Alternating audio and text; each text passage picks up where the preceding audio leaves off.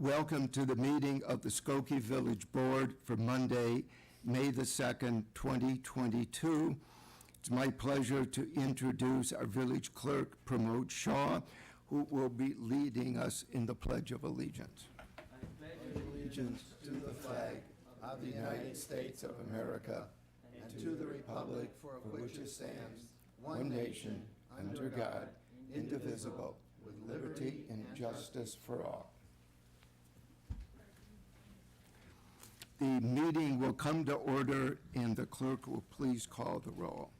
Trustee Sutker, Here. Trustee Robinson, Here. Trustee Kuhn, Here. Trustee Johnson, Here. Trustee Pure Slovin, Here. Trustee Klein, Here.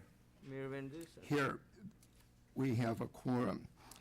Before asking for a motion on the consent agenda, I would like to point out, because I see 4 people in the audience, I suspect that you were here to discuss the school crossing guard.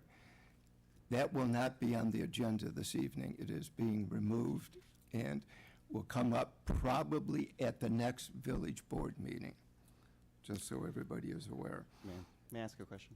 Yes. This is kind of a point of order process question. To remove an agenda item, does this, this is kind of twice this term that an agenda item's been removed prior to a meeting. Does What's this? during the meeting? Well, not during, prior. sorry. Well, I got an email at around 1 p.m. saying that this had been removed. No, the manager asked me to remove it. Oh, does this not require a vote from the board to amend the agenda, or? No, it's at the, under Robert's rules, and under the village ordinance, the agenda is a matter of information. It is not a official public document until the board has taken action on each of the items. Our ordinance provides that the manager shall prepare an agenda for the meetings, but it's silent on everything other than that, except referring to that Robert's Rules of Order is to be our guide. And under Roberts, as I've been able to determine, it's a question of the chair making a decision of whether to keep something on the agenda or not. But the person who has the item on the agenda must make the request. Okay. Trustees can't say, I want this taken off the Right. agenda and not taken up, and I can't either. Okay. So. Motion to approve the consent agenda for this evening's meeting would be in order. Trustee Kuhn, seconded by Trustee Sutker. Is there any item on the agenda anybody would like to have? Trustee Johnson. Item 10C, purchase of 2 refuse packer trucks. Okay. Item C is taken off. Is there anything else? If not, call the roll, please. Trustee Sutker, Aye. Trustee Robinson, Aye. Trustee Kuhn, Aye. Trustee Johnson, Aye. Trustee Pure Slovin, Aye. Trustee Klein, Aye. Mayor Van Dusen. Aye, the motion passes. The next item on the agenda is report of our village manager, John Lockerbie. Thank you, Mayor Van Dusen and trustees. Good evening, everyone. Item B and D were approved as part of tonight's consent agenda. Item C is regarding the purchase of 2 refuse packer trucks from RNOW Incorporated of West Allis, Wisconsin, for the amount of $560,026. The replacement of 2 refuse packer trucks in the Public Works Division are necessary. The units being replaced have an excess of 85,000 miles and exhibit extensive corrosion on both the body and the chassis. The heavy truck market has been heavily impacted by supply chain issues. Because of that, the lead time for delivery of our unit is 16 months. Therefore, staff is seeking approval for the purchase of 2 units, and the contract will be awarded utilizing capital improvement program funds from both fiscal year 2022 and fiscal year 2023. It is recommended that a contract be awarded to the lowest responsive and responsible bidder, RNOW Incorporated. I concur with staff's recommendation and respectfully request Mayor and Board approval of a contract in the amount of $560,026 for the purchase of 2 refuse packer trucks to be awarded to RNOW Incorporated. Okay, a motion is in order. Trustee Pure Slovan, seconded by Trustee Klein. Trustee Johnson. Oh, hi, Max. Hey, good So I pulled this item so I could ask you kind of the big picture about the village's pursuit of an electric refuse trucks and kind of where this fits in our process of electrifying the village's fleet. Sure. Yeah, no, thank you for the question. In our, excuse me, in our budget hearing with the board last week, we had alluded to this example when we discussed with the board, you know, our overall pursuit of the electrification of the fleet, so I'm glad you asked the question. MAC is in the process of selling a large number of electric garbage trucks to the city of New York for deployment into their fleet. And so, as we alluded to in the write-up, we are pursuing a relationship now with MAC, in part because of what that opportunity may present for us in terms of our ability to access the electric garbage truck. We have been running crane carrier garbage trucks for quite a number of years in our operation. Crane carrier was bought a couple of years ago by Battle Motors, who is also in the process of electrifying garbage trucks as well.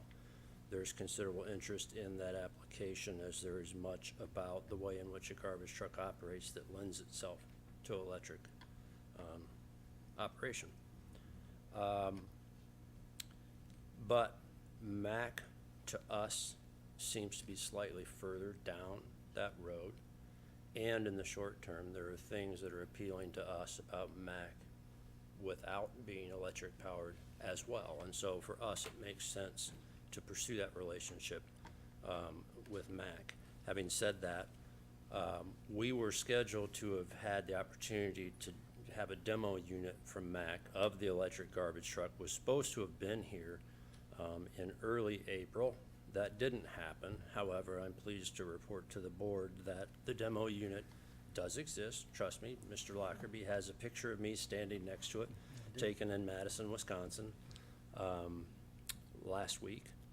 That unit is now on its way to some big trade show in Las Vegas, but it is coming back to Skokie. It is due to be here in June, and we will have the opportunity to operate that unit. So it is equivalent size to our current refuse units, but it is fully electric powered unit. And so we'll have the opportunity to have it here and operate it on our routes with our operators and get a sense for how it operates.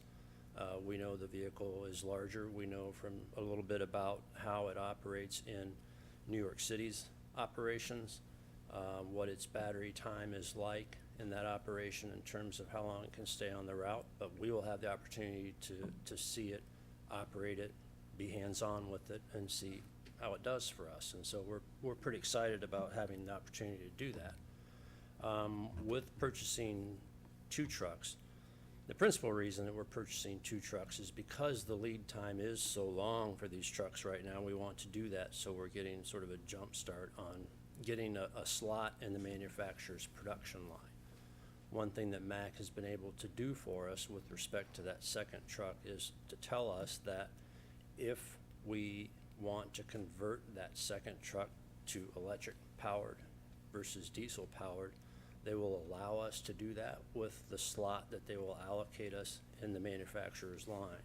The thing that we would have to do, though, is, of course, there would be a cost adjustment to that, and so we would need to come up with the funds to do that. Our hope is that we have the opportunity to access funding from somewhere or somebody else in order to offset that additional cost, and the additional cost is fairly significant. You see the item before us this evening is a cost of $280,000. You can expect that cost to be more along the lines of $580,000 or so if we were to buy the electric version of that truck. So there was a House bill in the Illinois General Assembly this year that just ultimately went to committee, and there it stayed, which was going to provide incentive funding for folks that bought I think Class 7 and Class 8 electric trucks, of which this would be that subject class, and use the purchase to retire a diesel piece. And I believe the funding that was identified in that bill would have been a $200,000 grant if you were able to do that. So that's some of the funding that we're looking to be able to access. There may be additional opportunities for federal funding out there, and I'm looking at a news release that was just today about the Pritzker administration announcing some of its intentions with respect to Volkswagen settlement funding and its potential application to various electric programs, including heavy trucks. So those are just some of the things that are out there at a state level in Illinois that may be in the offing in the near term that we would be looking towards for funding. And if we're able to access that funding, and if we, like what we see and believe that the time is now, that the Mack truck fits into our operations, this is what we're trying to align ourselves to. And tonight, we're focused in on the refuse trucks, but it might be helpful also to kind of elaborate on the fleet in general with how we're using electric and hybrid vehicles and what our plans are in the upcoming budget. Yeah, sure. We've, Nick might have a better command of some of the numbers that we're looking at in the budget for some of those, the electric and the hybrid vehicles, but certainly we're committed to trying to incorporate those into the fleet wherever we can. We talked during the budget process about some of our intentions with respect to incorporating an electric vehicle into the police operation in the upcoming budget. We certainly have made those efforts in our administrative fleet wherever we can. That's the natural opportunity or best opportunity for us to add electric the quickest. So we're certainly making strides on adding the vehicles and adding the charging stations. So that was the other reason I didn't go to Madison, just to have my picture taken with the garbage truck.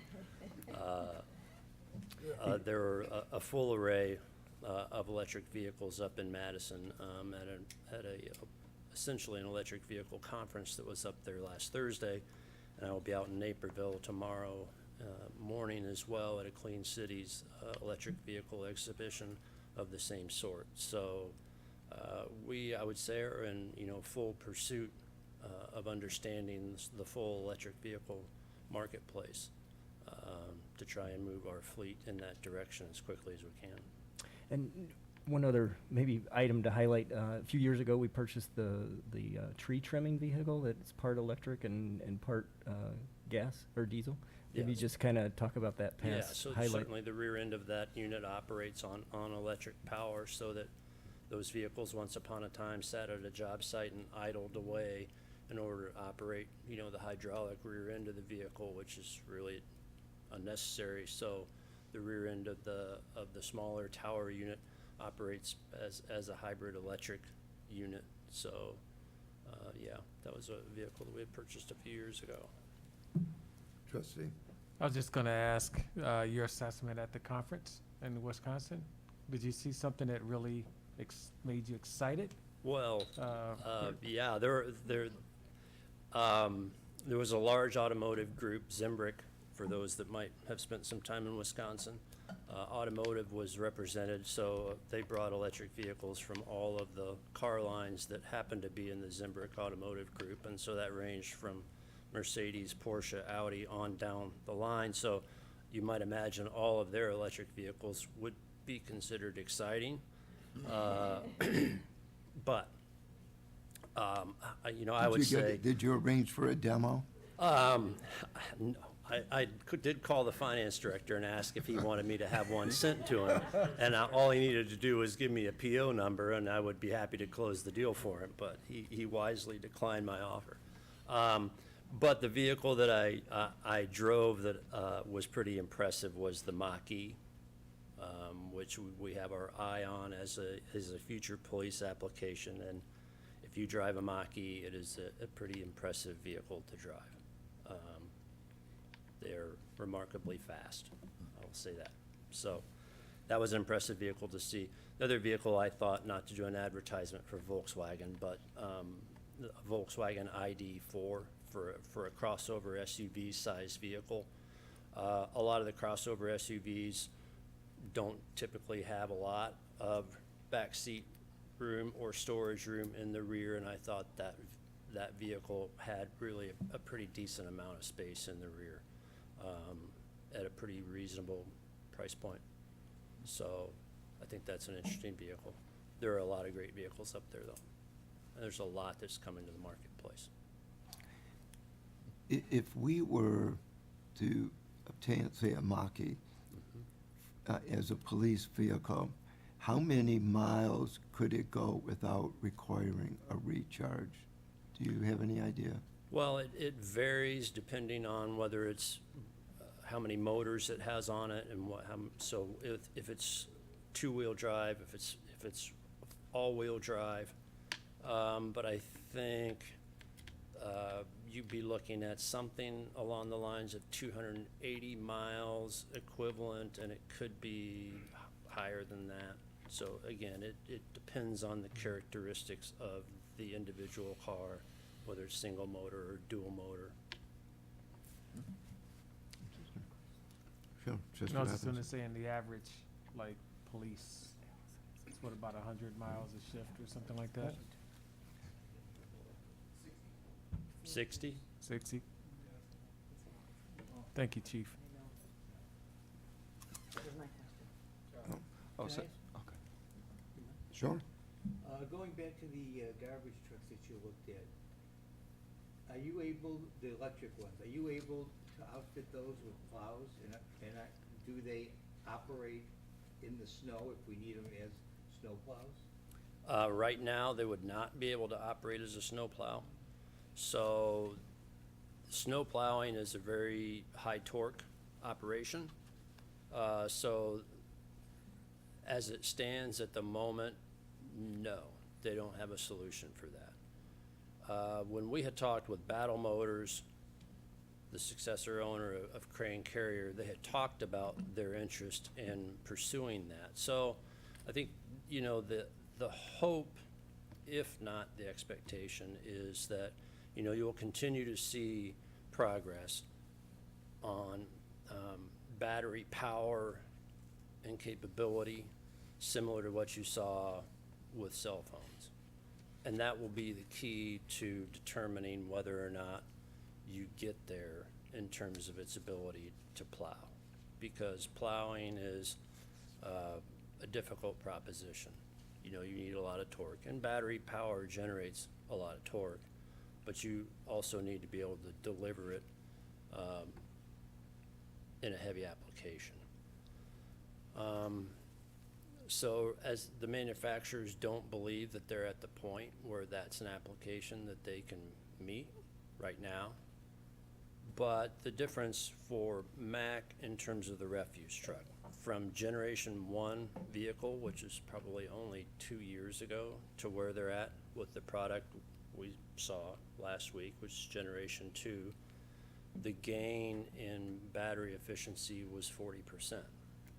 And so it's that sort of development process, I think, is what will tell the story and how quickly that comes along.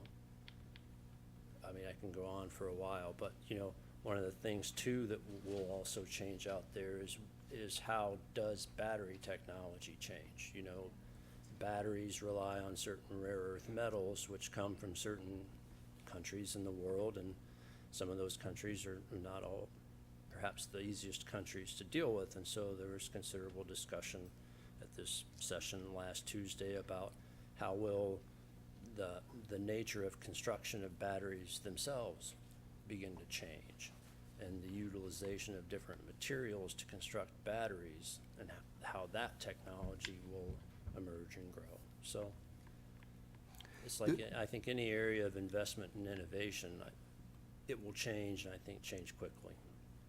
The reason I was asking about the mileage was, if battery technology continues, all things remaining equal, like the availability of lithium and all those minerals, if we were to commit and obtain a truck that gives us 250 miles, what if in a year or 2 years, the battery technology is such that you could get 500 what do we do? Do we keep the truck at 250? Mm-hmm. Or is there something in the contract that would allow us to turn the truck in and get the new battery technology? Right, that's great questions. As it stands right now, the way Mack is approaching the electric truck is that they will structure it as a 5-year lease. And so their intention is that you will have the truck for 5 years, they will take the truck back from you, and they will do one of two things. You either walk away from it at 5 years, or they re-battery it at 5 years. That's based upon what their guess is of battery life right now and the state of the world right now. To your point, that, get one takes almost 2 years to get one. Who knows what battery's gonna be in it by the time you even get it, because there certainly have been discussions about that, the fact of the timelines that people are dealing with, particularly to get some of the newer electric vehicles. We know, Rivian, for example, people placing order for newer electric cars, and the cars are changing and the prices are changing before the vehicle even comes into existence, and the technology changes before it's even constructed. With the acceleration of those changes in technology, who knows how quickly the batteries that are in that vehicle are going to change. And so I think it's reasonable to expect that the way that batteries are deployed in those vehicles is going to make them probably very easily changeable as that technology changes. So the expectation, like I said, is that Mack, when you get that truck from Mack, the reality, I think, for us as a maintenance operation is going to be, we're not gonna be doing much maintenance at all, because frankly, Mack is gonna continue to own most of that, and they're going to tell you, other than you doing tires, and not necessarily even tires and brakes, because the brakes are gonna be part of the regenerative energy system. So that's gonna be part of the electric system, so they're not gonna want you doing maintenance on that. Mack is gonna continue to own and maintain most of that vehicle. Good and bad, right? Meaning you're gonna be dependent on that dealer network, and that dealer support for your vehicle. But trade-off to that is you've eliminated a lot of mechanical systems, a lot of powertrain systems, right, from that vehicle that should, in theory, need a lot less maintenance. So Yeah, I know. if you think the dealer network's going away, it's probably not. But frankly, as talking about reasons why we look towards Mack, I would say that's a positive in the Mack column is the dealer network is pretty robust, and we Trustee feel pretty Kuhn? good about that. Yeah, I had a follow-up question to Trustee Klein. With regards to, like, when we have a snowstorm, how many of our trucks are actually out there on the roads plowing? Like, what percentage of that is out there? And then if we're purchasing the 2 new trucks now, you're talking about potentially, whenever that becomes available, if the electric fleet is available, that could be a leasing option as well, but there's a price difference there. Can you talk a little bit about how you foresee the plan being if, in terms of transitioning out the fleet so that we do go towards more electric usage as it becomes available? Yeah.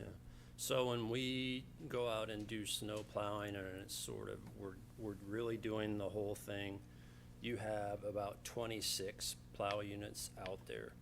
The refuse trucks that we currently run would make up 12 of those. I would say that in general, those heavy trucks that are out there plowing will be the last pieces that will become electrified, because they will be the most difficult ones. Of those heavy trucks to electrify, the refuse trucks will probably be the first of the heavy trucks, because they will be the easiest to do. As I said, there's things about a refuse operation that lend themselves to being electrified. they have a pretty predictable workday. Setting aside snow plowing, because we're relatively unique in that, it's cities like us and Chicago and Evanston that do that. Looking across the United States, that's unusual, right? But in a normal refuse truck environment, it's a pretty well-defined route that a truck goes out and runs for a certain time period, then it returns to its home base. And so it goes out, it does a job, it comes back, it's predictable, it's routed, it returns to its charging station. It goes out, it expends energy, but it makes frequent starts and stops. And so every time it makes a stop, if the stop's done correctly, it has the chance to harvest energy, and that regeneration, it regenerates energy by braking, as long as it's not harsh braking. So there's a lot about it that lends itself to electrification. Some of our other operations, less so, just because the nature of the application is a little bit different. But a part of that is just because some of the other things we do are just much more varied. Our trucks are very utility.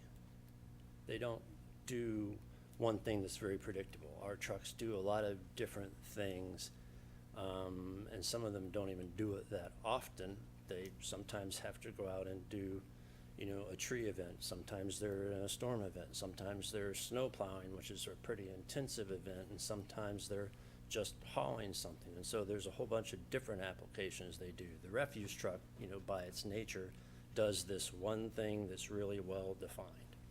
So snow plowing, I think, will continue to be the greatest challenge. So I think that will be the biggest challenge as we try to electrify the fleet, will be how do you end up handling snow plowing? And, I think at the end of the day, one of the solutions to that may have to be consideration of, altering the way in which we provide the service. If we really, that sort of shifts the issue elsewhere, though. It doesn't solve the issue per se, it just shifts. Thank you. Trustee Pierce-Sullivan. Thank you for that. As you make the decision, and I know obviously environmental is a very important aspect of what we do, but do you weigh out the economic benefit to the environmental? Because if you're saying that it's going to take a hardship on our snow plowing system, then we have to look for another thing. We're bringing in non-environmental plows to help the village, and then the economics. So how do we weigh this decision out? It seems to me that we're trying to do the right thing, but we're caught in the crosshairs because of the snow plowing. And we do live in Chicago, and we don't have very nice weather. Mm-hmm. Yeah, I would say we just have to be thoughtful about what those changes mean.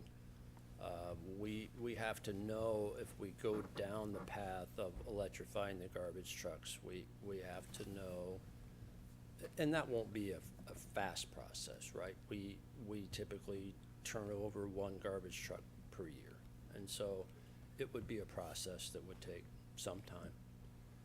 And that's assuming we don't make some type of other change to our garbage operation that might alter the number of trucks that we have. So it would take some time to go through that process. But we would need to know and be mindful of the fact that as we do that, we're eroding a plow asset as we do it. And so we also, as we're doing that, we need to know and be thoughtful about the fact that we are doing that. And so we have to start thinking about, okay, how do we change the balance of our snow and ice operation to account for that? And so we'll need to, start thinking about how we, as we go down that path, how do we come up with answers to that? And I would say that, the evolution of time causes us to have to think about those things anyway. The resident expectation of a response to a snow event now is different than it was 10 years ago and different than it was 20 years ago. So, I think those sorts of thought processes are fairly normal, and we should be engaged in those anyway. Trustee Johnson. Just to clarify a statement you made earlier, so in the next 16 months, we might have the chance to upgrade one of these purchases to an electric vehicle? Yes. Okay. How much time do we have to make that decision? I would say that probably, I'm hazarding a guess, James, I would say probably 12 months at the most. I mean, I think we would need to see something happen with funding. And so I think that's the key. And a final question. Am I correct that the refuse trucks are the most fuel-intensive vehicles in the village's fleet? I would think that's a very safe guess, yes. And there was I saw a number in one of Liz's presentations that am I correct that these vehicles are averaging like under 2 miles per gallon of diesel? Okay. So these are a huge percentages of the village's vehicle emissions. Yes. Yeah. Okay.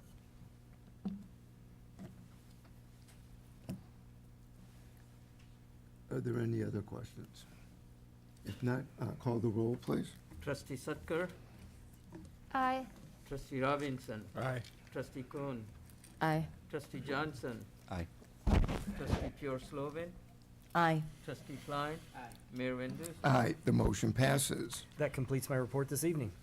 Next item is report of our Corporation Counsel, Michael Lorch. Thank you, Mayor, trustees. Good evening, everyone. Item A on my report was part of the consent agenda at the beginning of this evening's meeting, and it was approved at that time, and therefore that concludes my report for this evening. Thank you. Final comment this evening, final item this evening is public comment. Does anybody wish to address the village board? Yes. If you would come to the podium and give us your name, please.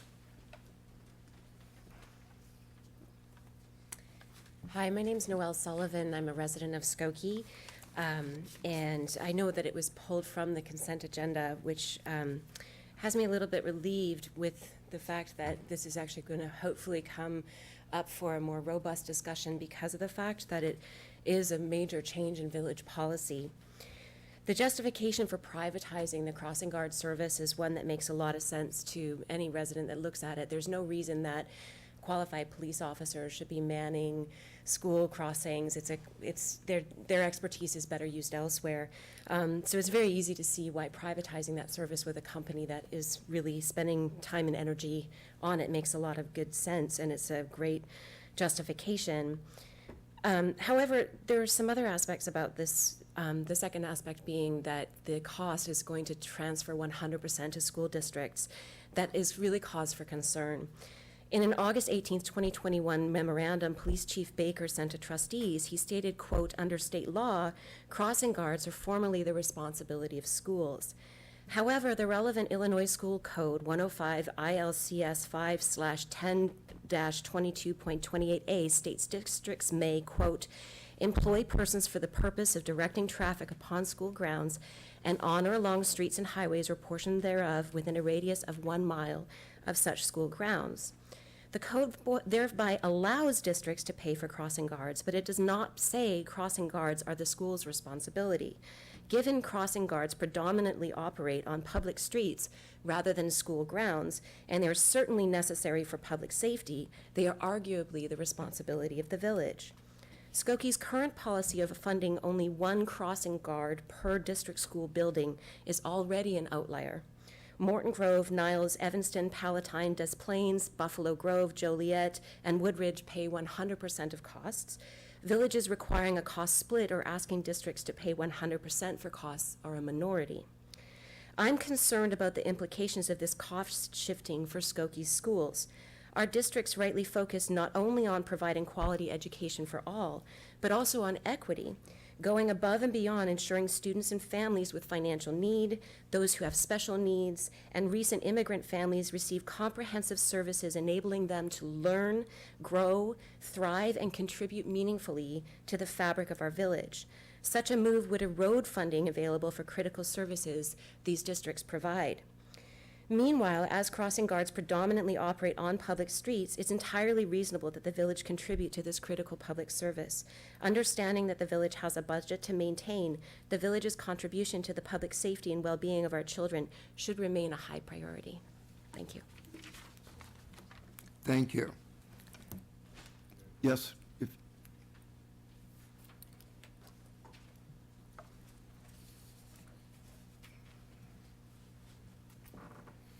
Greetings. I'm Steve Dembo. I'm the president of the Board of Education for District 69. And first of all, thank you very much for allowing us to speak, and thank you very much for removing that from the consent agenda tonight. On behalf of the District 69 Board of Education, I'd like to express our concerns regarding the crossing guard situation here in the village. In particular, we're concerned this was unilaterally decided and communicated in August without consultation from the districts or an evaluation at the time to determine if crossing guards were even still necessary or not. We don't feel it was a collegial process, especially when we have demonstrated that we are willing to take on a fair share of the expense, as we have done since 2019 or long before that.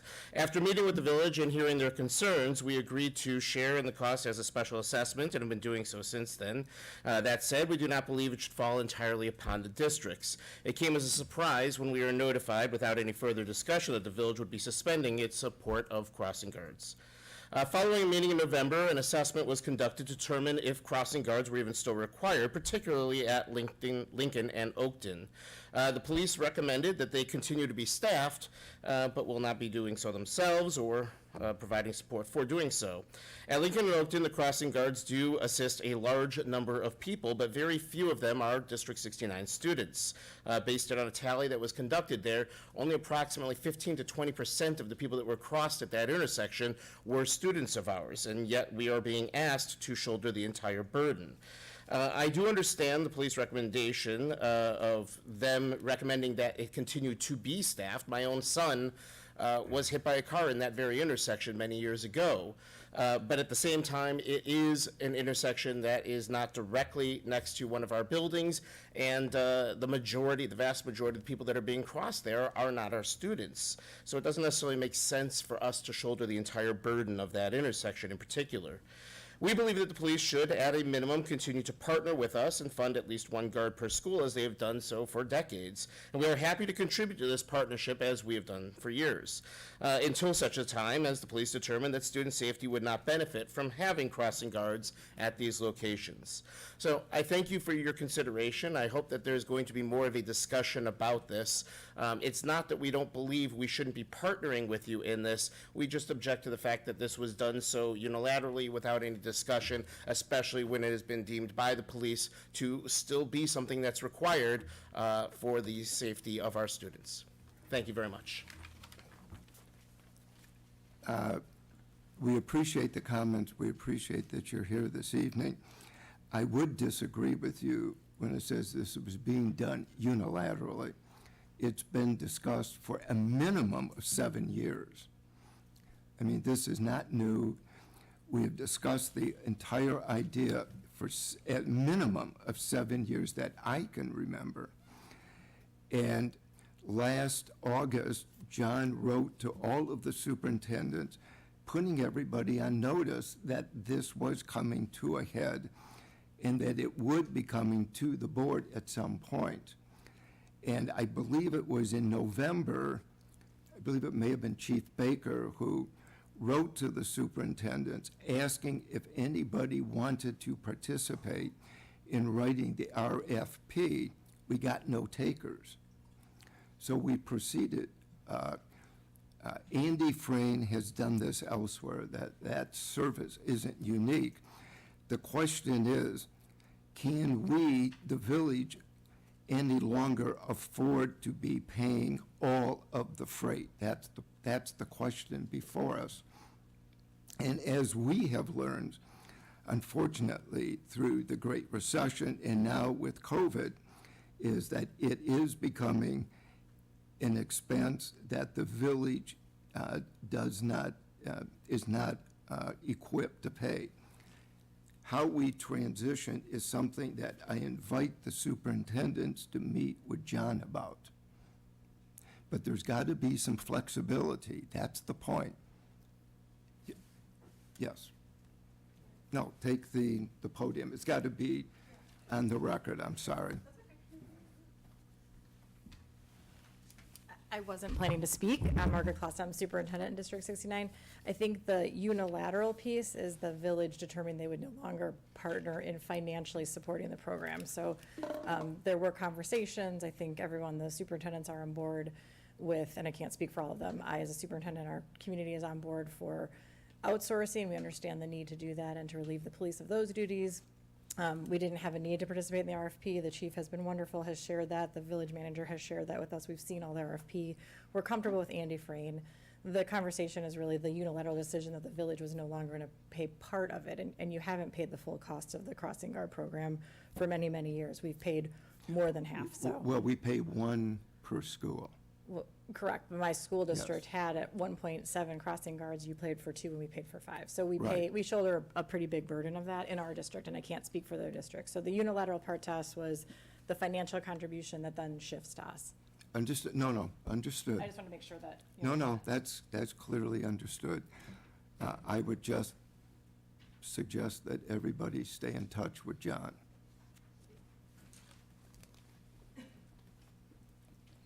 Hi. Hello, Joe Ruffner, President, Skokie 68 School Board, and I stand in alliance with my colleagues, and I'll keep my comments brief. I do know there was some collaboration offered to the superintendents as a district that had 8 crossing guards, of which we were paying 4. We were able to assess the intersections and get approval to get 2 of those guards removed. I understand that didn't save the village money in that moment, but there was a collaborative effort on our part.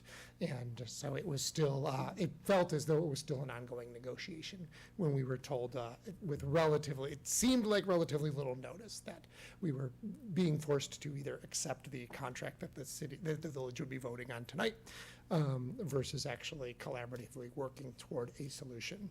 I think the change to 68 was that you were covering 50% of our cost. Obviously, that would double the cost. And just wanted to make sure that it was clear what was being voted on tonight for people that were watching the meeting and hearing that it was a significant cost shift to the school districts, where we're obviously trying to spend that money on the best education possible. Thank you. Thank you. Did you wish to address the board? Yep. I saw you put your hand up.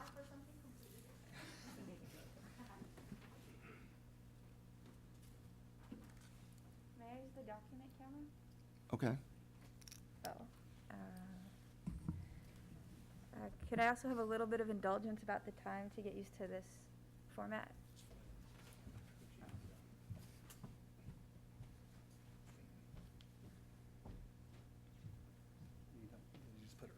Right, but if I stand here to do that, then I can't. Does it come off? No, it doesn't. Okay. Speak loud. Can you hear me? Yes. Okay. My name is Lauren Gardnicki. I live on Colmar. Trigger warning, I'm about to walk you through something you probably saw in high school geometry. You may remember talking about conditional or if-then statements. You say, if P, then Q. Consider the statement, all triangles have 3 sides. I can phrase it in if-then form. If a shape is a triangle, then it has 3 sides. I can represent that. I'm used to doing this digitally, so it's a little old school here. Right? I can represent what I just said. If it is a triangle, then it has 3 sides, right? If P is shape is a triangle and Q is shape has 3 sides. The contrapositive is also true. If it does not have 3 sides, then it's not a triangle, right? So this is just basic logic. The reason I bring this up is to explain my reasoning and justify what I plan to do for the next several months coming to address the board. I have a statement. Everyone who understands climate science as well as I do is freaking out. So I could have the same thing. If someone understands climate science the way I do, or as well as I do, then they're freaking out. If they're not freaking out, they don't understand it as well as I do. And my statement several members of the board, in my opinion, are not freaking out. Therefore, I think those members don't understand it as well as I do, so I would like to come and educate you in 3-minute chunks, if I have to, about why this is such an immediate issue. So, just like, sorry. By the way, these 3-minute lectures are from a lecture series I gave at the University of Chicago that cost $500 per person, so you guys are getting a really good deal. And you and everyone watching the videos are getting lectures for free, right? Maybe like the Caliph and Scheherazade, you'll want to know what comes next and you want me to continue. Fortunately for me, reality differs in an important way. You're not the Caliph, so you don't have the authority to decapitate me if you get tired of my story. But let's start at the beginning. Oh, I went too fast, didn't I? Go back. Picture a wave, which I have it here. A wave has crests and troughs. The wavelength is the distance between two crests or two troughs. The frequency of the wave is how many crests or troughs per second pass by you. I can see some people wondering where this is going. Again, Scheherazade, you'll find out next week. And the speed is usually fixed. We denote the speed as c. And the speed, the wavelength, and the frequency are related to each other by this equation. The speed is equal to the wavelength times the frequency. And this is the Greek letter lambda for those of you who don't know. I forgot to mention that. That was my 3 minutes. I actually have next week's with me if you'd like to hear it, or I could just come back in 2 weeks. Whichever you wish. I'm not sure if you said you detect that members of the board are not freaking out. There is not a single member of this board who is not concerned about climate change. So I don't know where you get that impression. In terms of... Matter of fact, we just spent a good half hour discussing electric vehicles and the complications that go with purchasing them and renewing and all of that. That is something that is on the village board's agenda, in which we will be addressing. But we are going to do it in a logical, systematic, and comprehensive way. But we are going to be addressing that. Our Sustainability Commission will be conducting public hearings. We just hired the consultant, I think, what was it, 2 meetings ago? Correct. 2 meetings ago, who will be helping us do the community engagement. We want the community to participate, yourself included.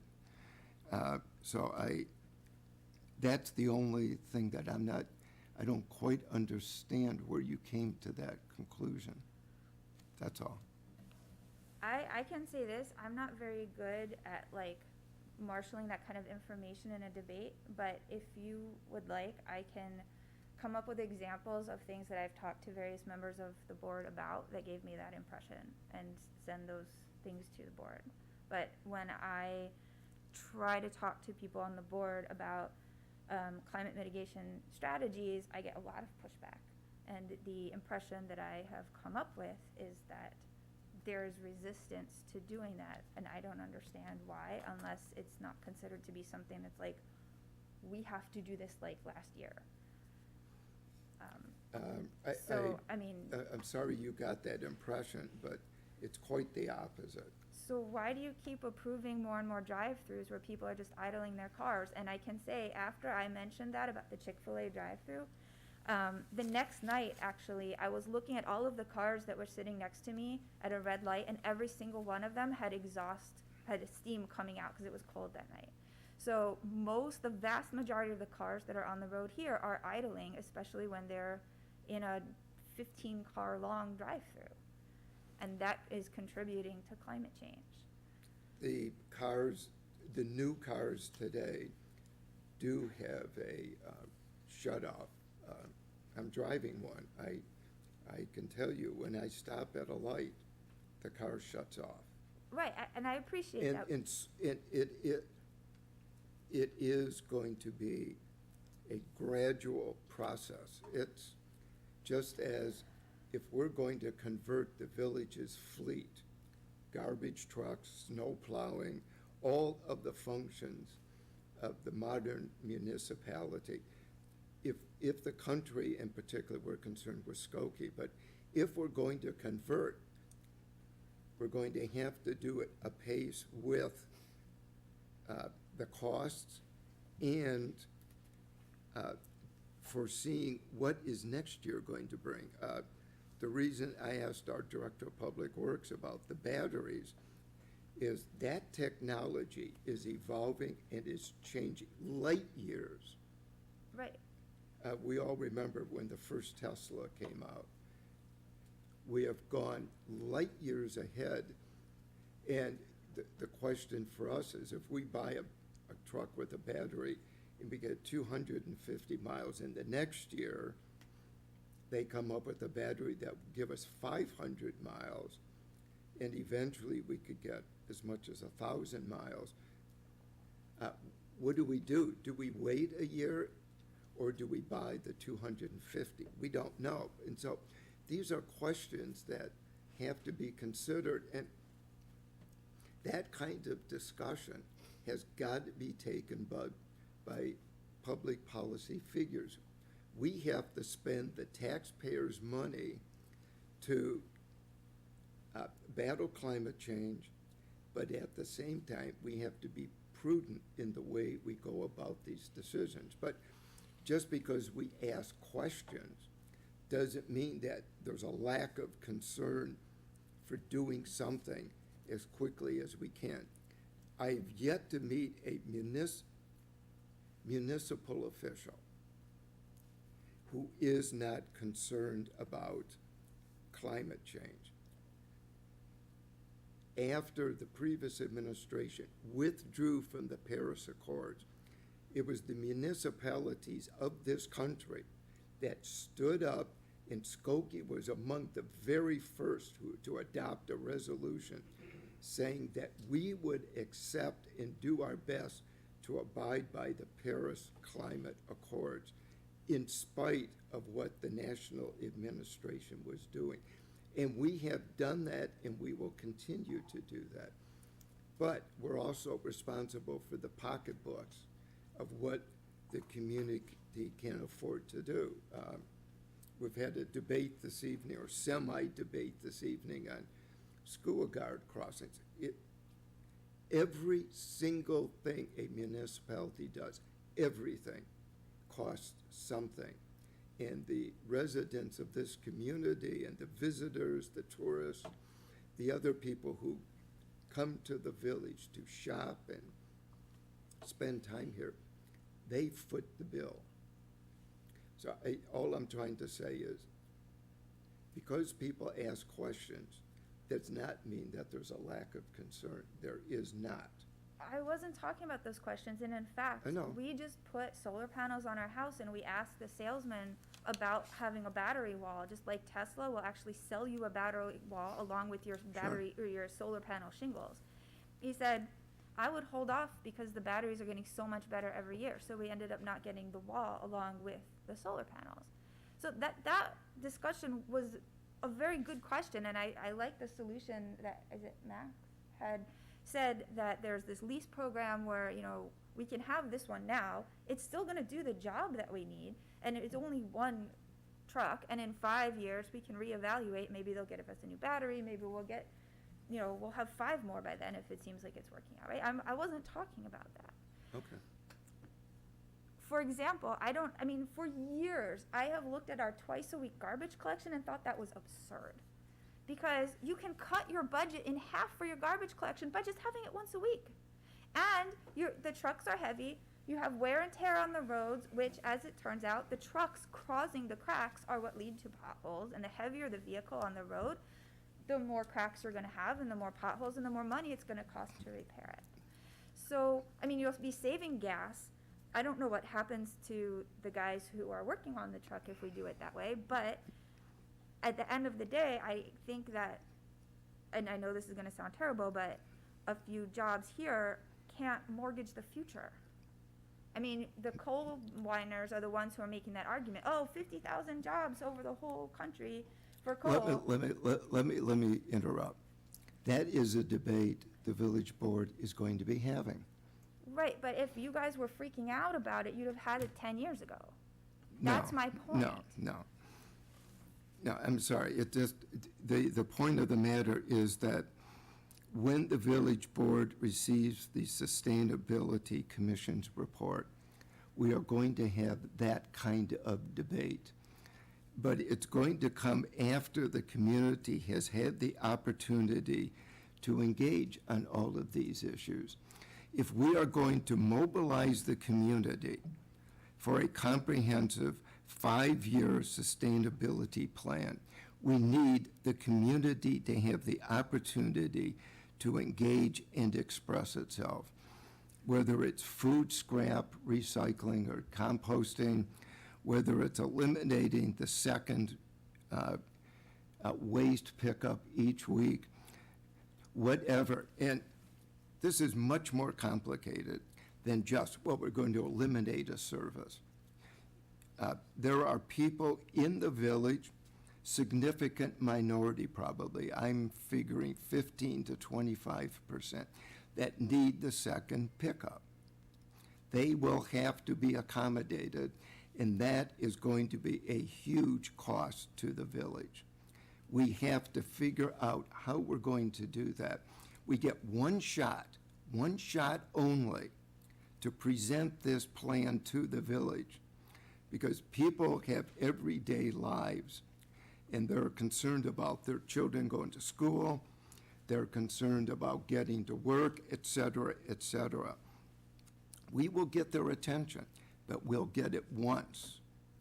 And that is why when we get the comprehensive plan and people have had a chance to engage, and that's why we hired the consultant to help us do that, then we're going to have a robust debate, and you'll be included in that debate. But we have to do it in an orderly fashion so people understand why the board is making its decisions. It's of utmost importance in public policy. You don't just make decisions and say, well, it's absurd to have second week garbage pickup. For that 15 or 25% or more who use it and need it, it's important. And we have to consider rodent control and all kinds of ancillary issues that go with that kind of thing. So you'll excuse me, but it is much more complicated than just simply get rid of it. There's a lot this board is going to have to consider, and it's going to be a major impact on the village's budget. You mean the second garbage collection? Or just Eliminating it. Right. You don't just eliminate it, and all of a sudden, we're going to save all this hidden money. No, because it's going to cost us money in the end. So, it seems to me that the village is really dragging its feet on, say, a sustainable building code. And I have been talking to people in SEAC, so it's not like I'm just, coming here out of nowhere. I mean, every single building that's built now without a sustainable code, and sustainable isn't a buzzword, and it's not something that we say we're doing because we did a couple of things here and now we're good. Like, sustainable means we can just keep doing it indefinitely into the future with no negative repercussions. And right now, that is not the track that we're on. And every building that gets built without being zero carbon emissions, not net zero, flat out zero carbon emissions, because I can go into the science again of the difference between net zero and flat out zero and why we need to be flat out zero and then do carbon sequestration. Otherwise, we're still on track to be well over the 1.5 degrees that the IPCC recommends. every single building that's built will have to be retrofitted or torn down. So allowing SEAC to just sit there and do pretty much nothing during the pandemic, even though they could have been meeting over Zoom, seems like there isn't a sense of urgency from the board. I mean, that, right, Okay. like, I'm not going, this is not a debate. I'm not going to Okay. get into a lengthy debate on the building code or any of the other. I've expressed where we are at the moment, and that's all I can say. okay, thank you for your time. You're welcome. Thank you. Is there anybody else who wishes to address the board? If not, trustee Sucker, I move we adjourn. we are adjourned.